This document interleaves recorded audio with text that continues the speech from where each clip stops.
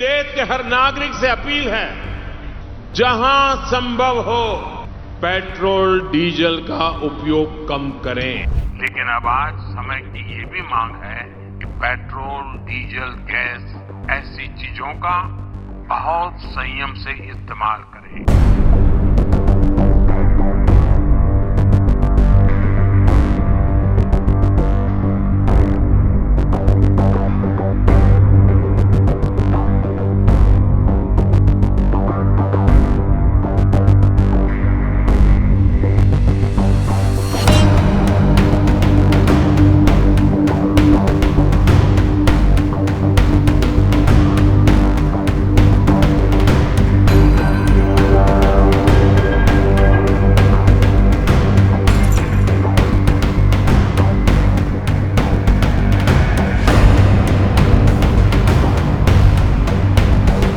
अड़तालीस घंटे और 3 बड़ी अपील।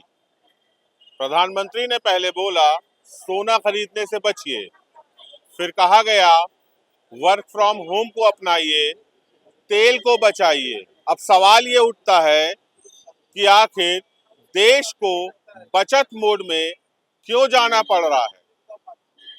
इस रिपोर्ट में समझिए देश की वैश्विक और आर्थिक गणित को। आखिर क्यों आई ये अपील?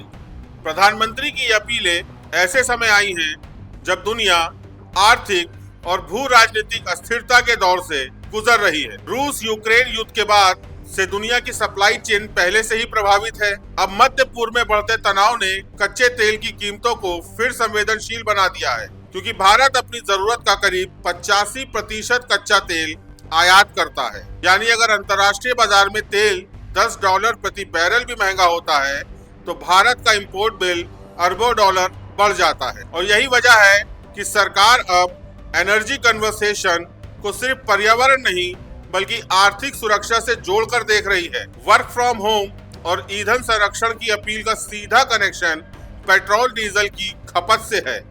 एक अनुमान के मुताबिक भारत के बड़े शहरों में रोजाना कई लाख लीटर ईंधन सिर्फ ऑफिस आने जाने में खर्च होता है। अगर बड़ी आईटी कंपनियां, कॉर्पोरेट सेक्टर और निजी संस्थान हफ्ते में कुछ दिन भी वर्क फ्रॉम होम अपनाते हैं तो ट्रैफिक कम होगा, तेल की खपत घटेगी, इंपोर्ट बिल कम होगा और प्रदूषण भी घटेगा। यानी सरकार एक साथ कई मोर्चों पर फायदा चाहती है। इसका फैसला सिर्फ इसी वजह से ही लिया गया सर। डॉलर जिस तरह से ऊपर जा रहा है, प्लस ट्रंप ने हमारे ऊपर बहुत सारा टैरिफ लगा दिया, उसकी वजह से हमें आर्थिक घाटा सहना पड़ा। तेल की कीमतें एकदम से बढ़ी। अगर हम पड़ोसी देशों की बात करें, पाकिस्तान, बाकी देशों में पेट्रोल की कीमत बहुत ही ज्यादा है। इतने सारे संकट के बावजूद भी पिछले 2 महीने में हमारा पेट्रोल का दाम हमारे देश में वही रहा, 94 से 96 के अराउंड रहा। तो वो भी बड़ी बात है। लेकिन अब मुझे लग रहा है दबाव इतना ज्यादा बढ़ गया है कि कुछ सख्त कदम सरकार को लेने ही पड़ेंगे। तेल का वैश्विक खेल और भारत। अब जरा इसकी राजनीति समझिए। दुनिया में तेल सिर्फ ईंधन नहीं बल्कि रणनीतिक हथियार माना जाता है। मध्य पूर्व में तनाव बढ़ते ही सबसे पहले असर तेल बाजार पर पड़ता है। अगर हॉर्मुज स्ट्रेट जैसे समुद्री रास्तों पर खतरा बढ़ता है तो दुनिया की सप्लाई प्रभावित हो सकती है। भारत हर दिन करीब 50 लाख बैरल से ज्यादा तेल इस्तेमाल करता है। ऐसे में छोटी सी वैश्विक उथल पुथल भी भारत की अर्थव्यवस्था पर भारी असर डाल सकती है। इसलिए सरकार डिमांड मैनेजमेंट यानी खपत को कंट्रोल करने पर जोर दे रही है।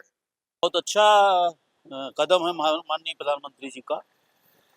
आप देख रहे हैं जो विश्व में इस समय हालात हैं, डीजल पेट्रोल को लेकर के जो चारों तरफ युद्ध का माहौल बना हुआ है, कोई भी देश इस समय अछूता नहीं है। किसी न किसी तरह से हर व्यक्ति परेशान है।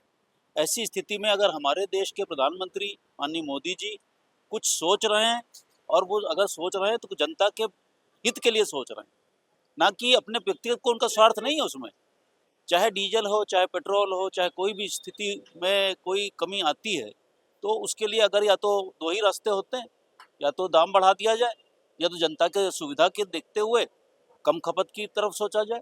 तो उन्होंने जो सोचा है वो बिल्कुल सही सोचा है कि हमें डीजल पेट्रोल की खपत को कम करना चाहिए। ना कि रेट बढ़ाया जाए। खाली होते हैं, ऐसा नहीं कि नहीं खाली होते हैं, लेकिन जैसे हमारे यहाँ भारत पेट्रोलियम की सप्लाई हमारे लखनऊ की भौती है, डिपो हमारा कानपुर से करीब 20-25-30 किलोमीटर आगे, ज़्यादा ही होगा, वहाँ से सप्लाई होती है और वहाँ से लखनऊ तक आने में अच्छा खासा समय लग जाता है। तो अक्सर पंप ड्राई होते हैं। अच्छा, अचानक से डिमांड बढ़ी है, तो जब डिमांड बढ़ी है, जब हमारी डिमांड पहले हुआ करती थी मान लीजिए 1 गाड़ी रोज़ की, अब हम आज 2 गाड़ी रोज़ मांगने लगे, तो कैसे संभव है पूरा किया जाए? वो हो नहीं पाएगा। और फिर भी हमारी ऑयल कंपनी सारी पूरी लगी हुई हैं, किसी भी पंप को ड्राई होने की स्थिति में नहीं लाने दे रही हैं। वो बात अलग है, आधे घंटे 1 घंटे के लिए किसी वजह से ड्राई हो जाए तो हो जाए, अब वैसे हालांकि हो नहीं रहा ऐसा। सेल बढ़ी है सेल इसलिए बढ़ी है कि लोगों में एकदम से पैनिक हुआ, जबकि आप देखिए चाहे मोदी जी हों, चाहे हमारे राजनाथ सिंह जी जो हमारे लोकल गार्जियन हैं, हमारे सांसद हैं, रक्षा मंत्री जी हैं, उनका भी बयान आया है आज देखिए अखबार में कि कमी नहीं है, लेकिन अब वो चूंकि कह दिया कि कम खर्चा करिए, लोग सारे जल्दी भर लो, क्या जरूरत है इस तरह पैनिक क्रिएट करने की? कोई कमी नहीं है, सब उपलब्ध। अब बात उस अपील की जिसने सबसे ज्यादा चर्चा बटोरी है। भारत दुनिया का दूसरा सबसे बड़ा गोल्ड कंज्यूमर माना जाता है। भारत हर साल सैकड़ों टन सोना आयात करता है, लेकिन इसका असर क्या होता है? सोना खरीदने के लिए भारत को डॉलर में भुगतान करना पड़ता है, यानी जितना ज्यादा गोल्ड इंपोर्ट होगा उतना ज्यादा विदेशी मुद्रा भंडार पर दबाव पड़ेगा। भारत पहले से ही तेल आयात पर बड़े पेमेंट के तौर पर डॉलर खर्च करता है। ऐसे में अगर गोल्ड इंपोर्ट भी तेजी से बढ़े तो करंट अकाउंट डिफिकल्ट यानी सीएडी बढ़ सकता है, और सीएडी बढ़ने का मतलब रुपया कमजोर होना, महंगाई बढ़ना और विदेशी निवेशकों की चिंता बढ़ना जैसी चीजों में बदल जाएगी। यानी सरकार शायद चाहती है कि लोग फिलहाल अपना पैसा उत्पादक निवेशों में लगाएं, ना कि सिर्फ गोल्ड स्टोर करने में। और हम मानते हैं पिछली कार्यशैली को देखते हुए कि निश्चय ही इस व्यापार पे ग्रहण जैसा लग गया है। आए दिन कोई न कोई नए ऑर्डिनेंस, नए तरीके रहे हैं, लेकिन हम राष्ट्र हित में इन सबको अलग रखते हुए सर्वोपरि मानेंगे कि जो चीज़ राष्ट्र हित में है वो हमें नियम फॉलो करने होंगे। और आदरणीय मोदी जी का जो विज़न है हम उसके साथ हैं, क्योंकि बाल हट, त्रिया हट और राज हट से कोई जीत नहीं पाया है।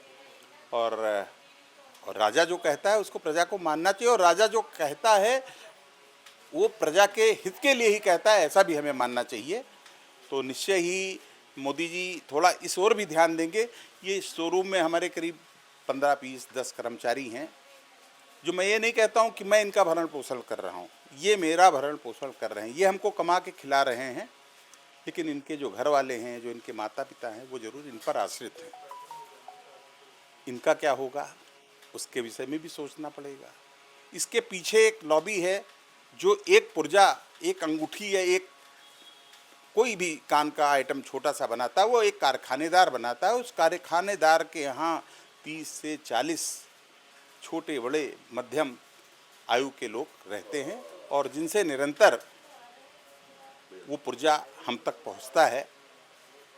उन कारीगरों का क्या होगा? उनके उस लोन की किस्त का क्या होगा जो उन्होंने अपनी आजीविका के साथ बचत करके पे करनी होती है? अब सबसे अहम सवाल, क्या ये सिर्फ एहतियात है या सरकार को आने वाले समय में किसी बड़े वैश्विक आर्थिक संकट की आशंका है? विशेषज्ञों का मानना है कि दुनिया इस समय कई खतरों से घिरी हुई है। तेल संकट, वैश्विक मंदी का डर, डॉलर की मजबूती, चीन अमेरिका तनाव, युद्ध की आशंका और सप्लाई चेन बाधाएं। ऐसे में भारत पहले से तैयारी करना चाहता है ताकि अचानक किसी वैश्विक झटके का असर उस पर कम हो। साफ है, प्रधानमंत्री नरेंद्र मोदी की अपील कोई सरकारी सलाह नहीं, बल्कि देश में मंडरा रहे आर्थिक संकट को लेकर बनाई गई रणनीति का हिस्सा है। अब देखना यह होगा कि मोदी की अपील कर जनता का क्या रिएक्शन होता है। क्या जनता राष्ट्र निर्माण के लिए और आर्थिक रूप से भारत को मजबूत करने के लिए इन अपीलों को मानती है या दरकिनार कर देती है? वीडियो जर्नलिस्ट गौतम बरुआ के साथ साहिल भारती, दहोहल्ला, लखनऊ।